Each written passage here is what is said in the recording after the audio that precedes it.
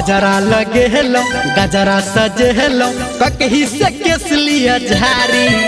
हो गजरा लगे हेलो गजरा सजे हेलो ककही से केस लिया झारी हीरोइन लगबैया पहिर लिया छिट वाला साड़ी हीरोइन लगबैया पहिर लिया छिट वाला साड़ी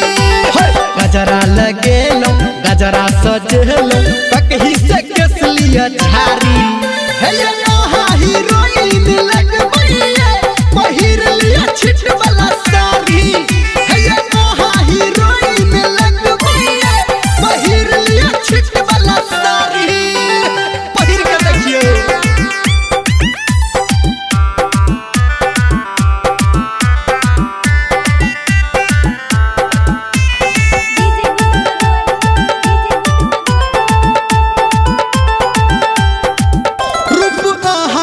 अहिना चमकैया जना चमकही चंदाए रंग आहा के अहिना झलकैया जना फूल गेंदाए रूप आहा के अहिना चमकैया जना चमकही चंदाए रंग आहा के अहिना झलकैया जना फूल गेंदाए पाउडर लगे हेलो क्रीम लगे हेलो करू नहीं एते तैयारी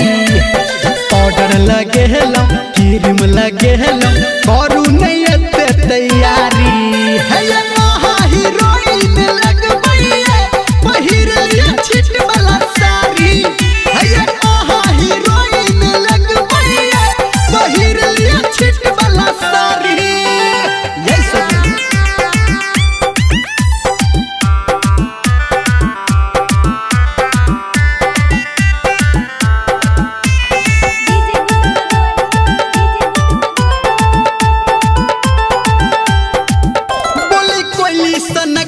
के लागैया जब जब अहाँ बाजै छी